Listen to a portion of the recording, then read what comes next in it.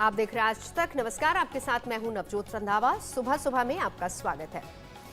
नए साल का आगमन हो चुका है, लेकिन दिल्ली और एनसीआर में ठंड लगातार बढ़ती जा रही है। कोहरे से लिपटी थी पहली सुबह नए साल की, दूसरी और फिर आज तीसरी सुबह, लेकिन बारिश से तरबतर पूरा दिल्ली और एनसीआर का इलाका। मौसम ने करवट ले ली है और साल का पहला दिन घने कोहरे से लिपटा हुआ। बारिश अब दिल्ली और एनसीआर में हो रही है। कल हालांकि हल्की बारिश थी, लेकिन आज लगातार बादलों का डेरा है। दिल्ली और एनसीआर में बादल गरज रहे हैं, बारिश हो रही है। कई ऐसे इलाके हैं जहां पर अच्छी खासी यानी कि झमाझम बारिश भी हुई है।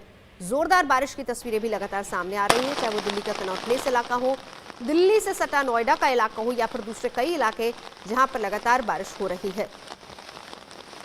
तो कोहरे के बाद अब बारिश की मार, सर्दी लगातार बढ़ती जा रही है। 6 जनवरी तक मौसम विभाग ने बताया है, 6 जनवरी तक इसी तरीके से मौसम रह सकता है।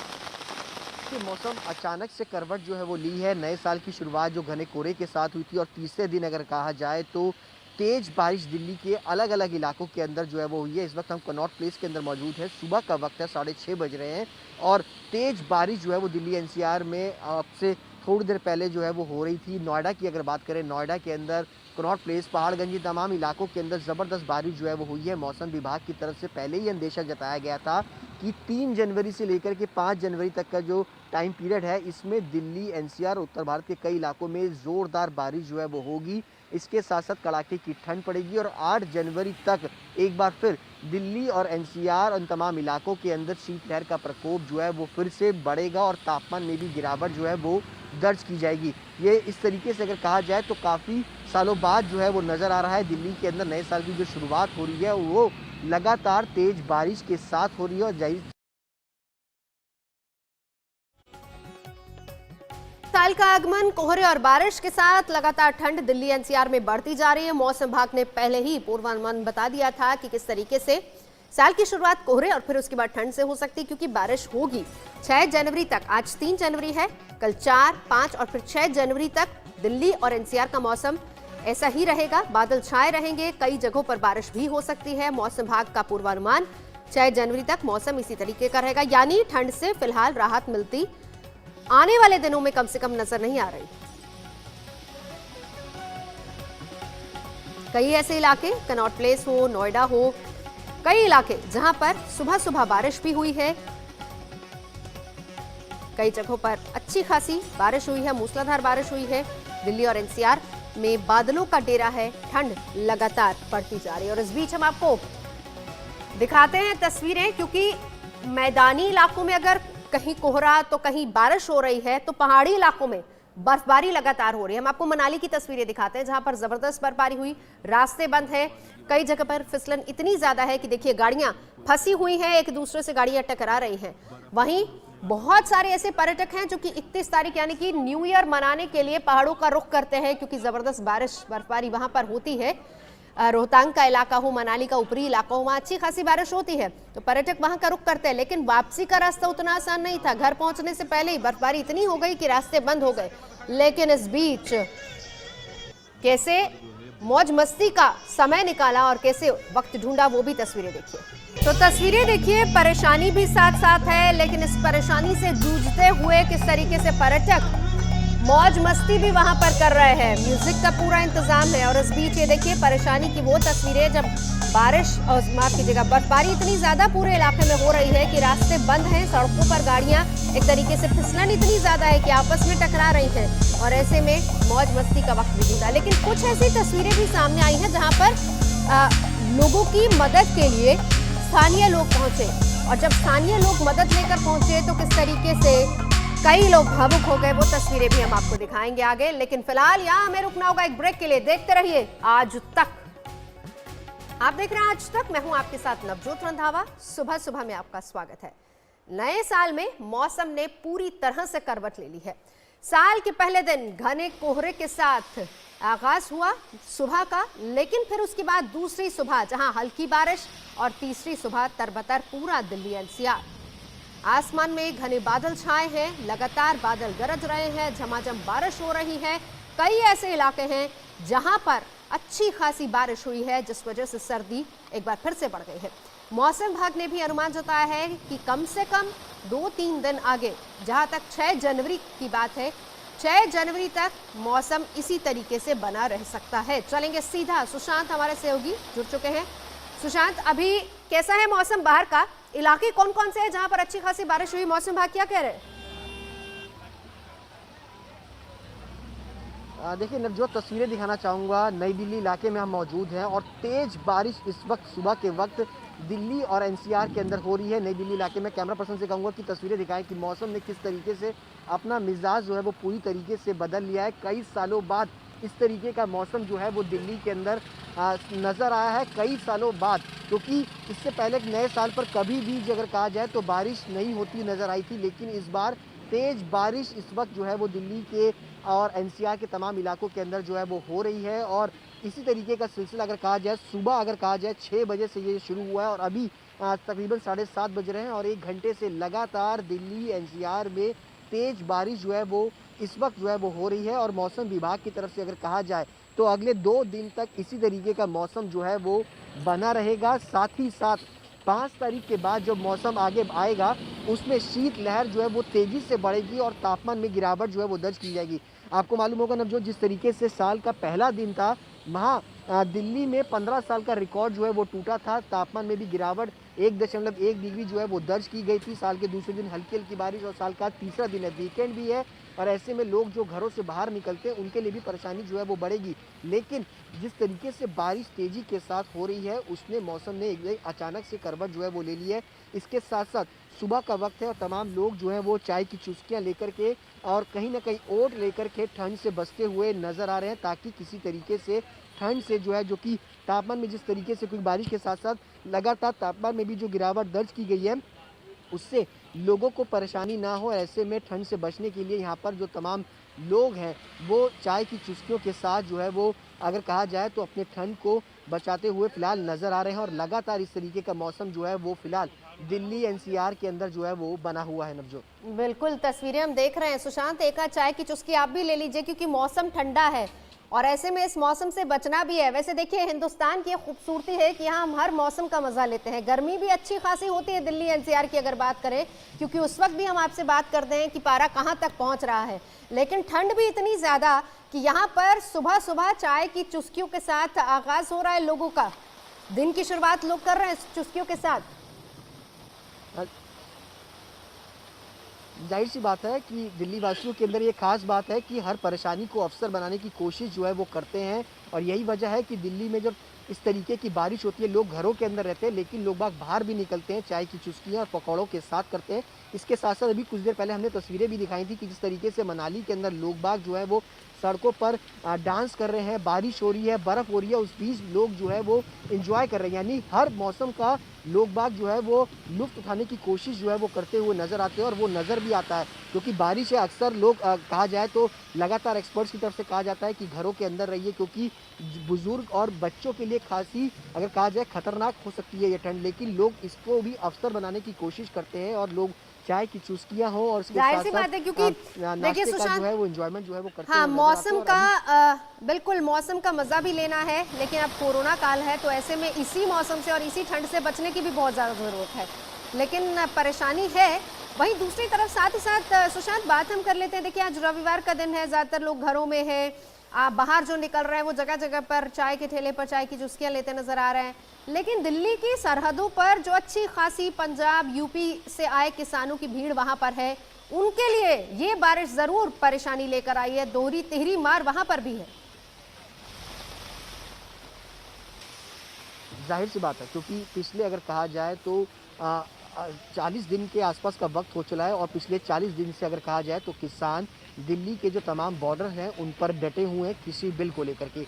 लेकिन पिछले कई दिनों से लगातार अगर कहा जाए तो मौसम ने मिजाज जो बदला था, उसके चलते कड़ाके की ठंड और कोहरे से लोग जो है वो वहाँ पर ठिठुर रहे थे। लेकिन अब जिस तरीके से बारिश पड़ रही है दिल्ली एनसीआर के अंदर, उसने साफ तौर पर इन किसानों के लिए एक बड़ी मुसीबत जो है वो खड़ी कर दी है।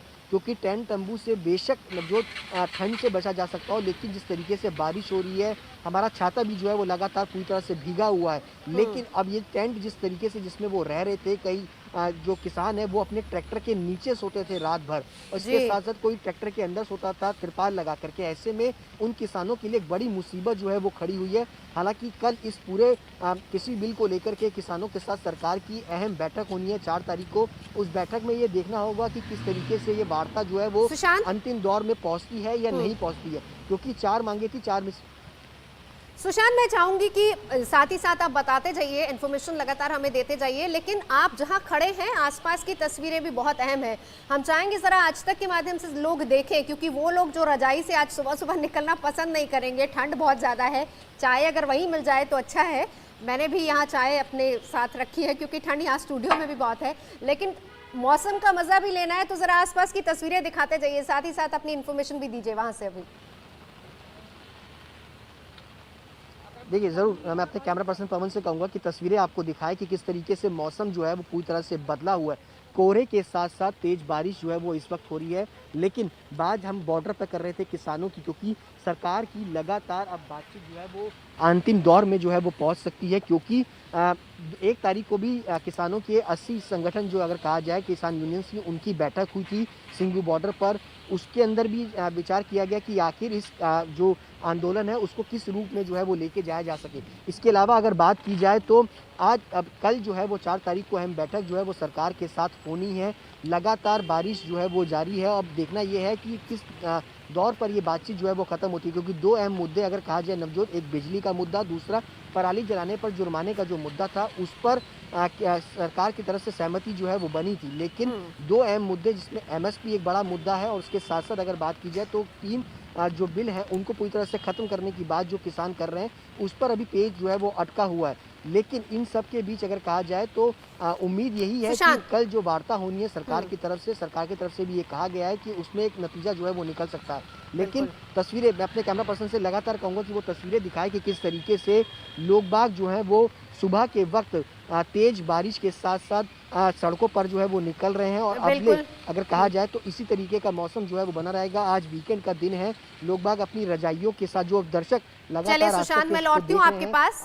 6 तारीख तक मौसम विभाग ने बताया कि इसी तरीके का मौसम रह सकता है। और अब हम आपको तस्वीरें मनाली की भी दिखाते हैं, क्योंकि देखिए पहाड़ों पर लगातार बर्फबारी हो रही है और उसका असर मैदानी इलाकों पर, यानी कि ठंड बढ़ती जा रही है। लेकिन मैदानी इलाके दिल्ली और एनसीआर का अगर इलाके की बात की जाए तो यहाँ बारिश हो रही है। तो फिलहाल ये जो तस्वीरें हैं मनाली की तस्वीरें हैं, जहां पर अच्छी खासी बर्फबारी हुई है, जिसके बाद हालात ऐसे हो गए कि रास्ते बंद हो गए और फिसलन इतनी ज्यादा है कि गाड़ियां आपस में टकरा रही हैं। हालांकि प्रशासन की तरफ से तैयारी पूरी है, कोशिश की जा रही है कि जल्द से जल्द पूरे रास्ते को क्लियर किया जाए ताकि सैलानी अपने अपने घरों तक पहुंच सके। लेकिन सैलानियों ने भी इस मुसीबत और परेशानी के बीच मौज मस्ती के पल ढूंढ लिए हैं। वो भी तस्वीरें देखिए जरा। चलिए बढ़ते हैं आगे। मौसम के बाद अब बात वैक्सीन की कर लेते हैं। एक और योगी आदित्यनाथ ने वैक्सीन की तारीखों का ऐलान कर दिया, तो वहीं दूसरी तरफ वैक्सीन को लेकर उत्तर प्रदेश में सियासत लगातार गर्मा रही है। उत्तर प्रदेश के पूर्व मुख्यमंत्री और समाजवादी पार्टी के मुखिया अखिलेश यादव ने टीका लगवाने से इनकार कर दिया है। उन्होंने कहा कि वो और उनकी पार्टी के लोग बीजेपी का टीका नहीं लगवाएंगे, जब उनकी सरकार आएगी तो वो अपना टीका लगवाएंगे। अखिलेश के इस बयान के बाद अब सियासी हंगामा। तो जिस दवाई का इंतजार पिछले कई महीनों से देश कर रहा था, उसी दवाई पर अखिलेश यादव ने सियासी लड़ाई छेड़ दी। मैं तो नहीं लगवाऊंगा अभी वैक्सीन, मैंने अपनी बात कह दी, और वो भी बीजेपी लगाएगी उसका भरोसा करूंगा मैं? अरे जाओ भाई, अरे अपनी सरकार आएगी सबको फ्री वैक्सीन लगेगी, हम बीजेपी का वैक्सीन नहीं लगवा सकते। पता नहीं अखिलेश यादव को यह जानकारी कहां से मिली कि जो वैक्सीन बनी है वो बीजेपी की वैक्सीन है। पता नहीं अखिलेश यादव ने क्यों ऐसा कहा कि वो बीजेपी की वैक्सीन नहीं लगवाएंगे, लेकिन अखिलेश का ये बयान बीजेपी और मोदी सरकार के मंत्रियों को चुभ गया।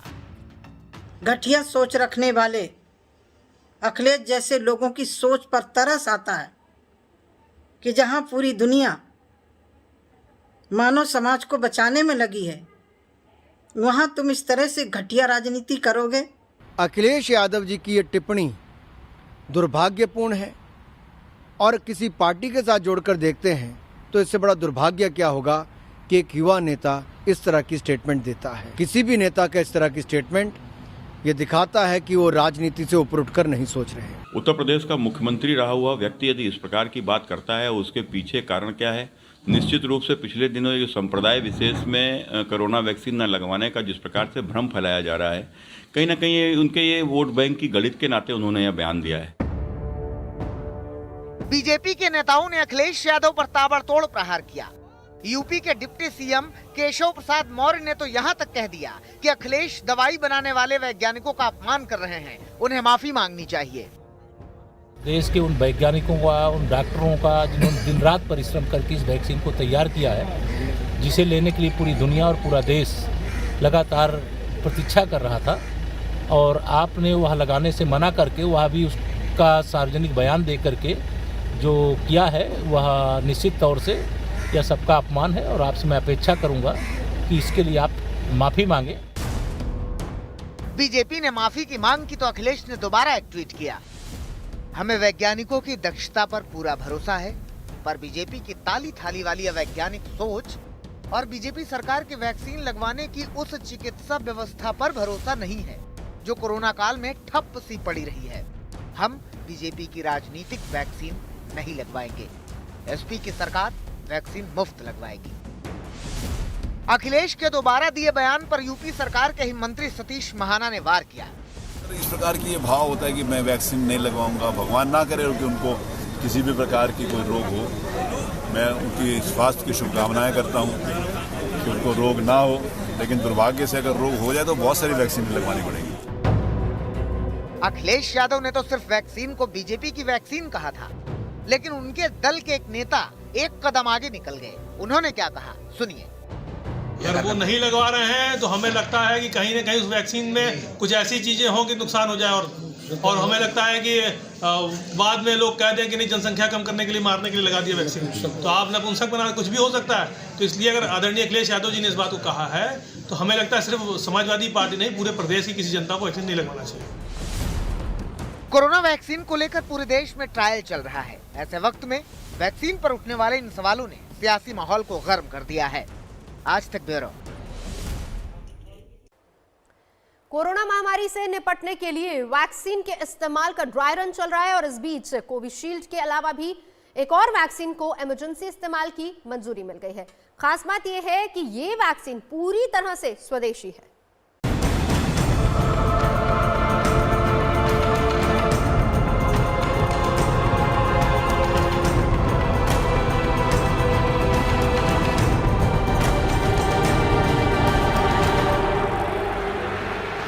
कोरोना महामारी की दहशत के बीच देशवासियों के हिस्से अब एक और अच्छी खबर आई है, और वो है ये कि कोविशील्ड के बाद अब कोवैक्सीन को भी इमरजेंसी इस्तेमाल की मंजूरी मिल गई है।